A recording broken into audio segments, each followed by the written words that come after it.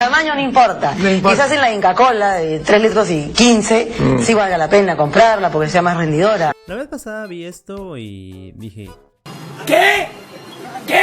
por supuesto que importa, lo vemos absolutamente todos lados. Edificios, monumentos, instrumentos, hasta incluso en nosotros mismos. El cambio de tamaño trae irremediablemente un cambio en la forma y la estructura de cualquier ser vivo. Esto es lo que define el diseño biológico. Por eso digo que el tamaño sí importa. ¡Qué rico! Esperen, estamos hablando del tamaño de los organismos, ¿verdad? Yo no. Es de sexo, ¿no? Sí. ¡Cochino!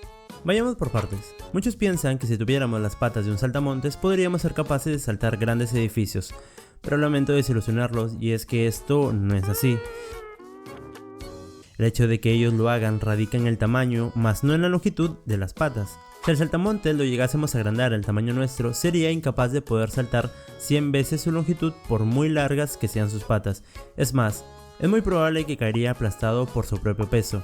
Y es que un cambio en el tamaño implica necesariamente un cambio en el funcionamiento y en el diseño. ¡No creo! ¿No me crees? Mira este pequeño ejemplo. Lo que estás viendo es la familia del violín. Formas semejantes pero de distinto tamaño, lo que provoca un cambio en su resonancia, siendo el contrabajo más grave, el violín más agudo y el violonchelo y la viola de tamaño intermedios, lo que producen frecuencias también intermedias. Y esto también aplica para los seres vivos. Te preguntarás, ¿y a qué se debe todo esto? Créeme, esto tiene poco que ver con la biología, es más, las consecuencias del tamaño derivan de la geometría y de las relaciones entre longitud, superficie y volumen. Para 1638, Galileo Galilei se dio cuenta que los objetos y los seres vivos presentaban límites al aumento de su tamaño, y así es como nació la ley cuadrado-cubo. Esta ley nos dice: cuando un objeto crece manteniendo su forma y sus proporciones, su superficie aumenta con el cuadrado de una longitud característica del mismo, por ejemplo la altura, y en cambio su volumen aumenta con el cubo de esa misma longitud. No entendí ni una chingada, así te la pongo, así te la pongo fácil, ahí quedó. Quizás ahorita es un poco confuso, pero con esto lo entenderán mucho mejor. Un cubo de 1 centímetro de lado tiene un volumen de 1 centímetro cúbico y la superficie de una de sus caras es de 1 centímetro cuadrado. Si lo multiplicamos por todos sus lados, vemos que su superficie total es de 6 centímetros cuadrados. Sencillo, ¿verdad? Ahora dupliquemos su tamaño, cada lado entonces será de 2 centímetros, por lo tanto su volumen será ahora de 8 centímetros cúbicos y su superficie de 24 centímetros cuadrados. A este mismo cubo dupliquemos su tamaño y veremos que su volumen será de 64 centímetros cúbicos y su superficie de 96 centímetros cuadrados. Lo que les decía, el volumen aumenta al cubo de su longitud y la superficie al cuadrado de su longitud. Pero es que hay más. Vean, el cubo más grande tiene relativamente menos superficie por unidad de volumen que el cubo más pequeño. El cubo de la izquierda tiene una superficie de 24 centímetros cuadrados, pero si lo dividimos en sus partes más pequeñas, la superficie aumenta a 48 centímetros cuadrados.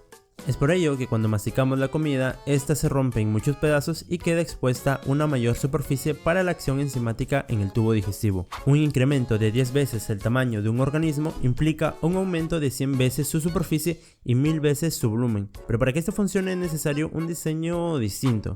Veamos primero cómo la superficie influye en esto.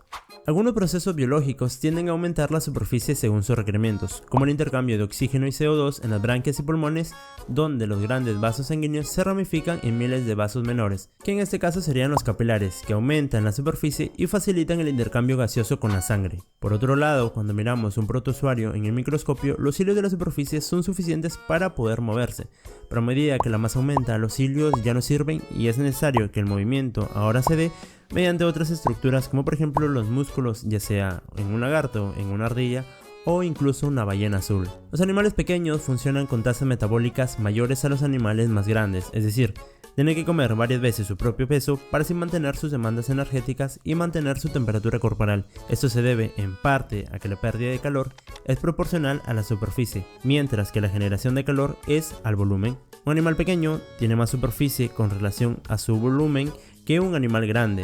Todo esto es con respecto a la superficie. ¿Y la masa?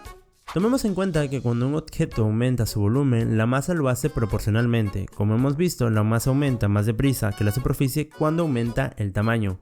Un aumento de 10 veces el diámetro produce un aumento de su masa de 1000 veces, pero de tan solo 100 veces en la superficie de una sección transversal como podría ser un hueso.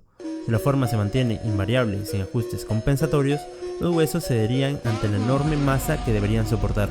Es por ello que los huesos de animales grandes son relativamente más robustos que los de animales pequeños. Esta es la razón por la que la gravedad es más importante para un elefante que para una hormiga. Y pues, esto sería todo. Así que ya sabes, si tu flaquita te dice que el tamaño no importa, no le creas y muéstrale este video. Y como diría Javi, estudia, sonso. bye bye.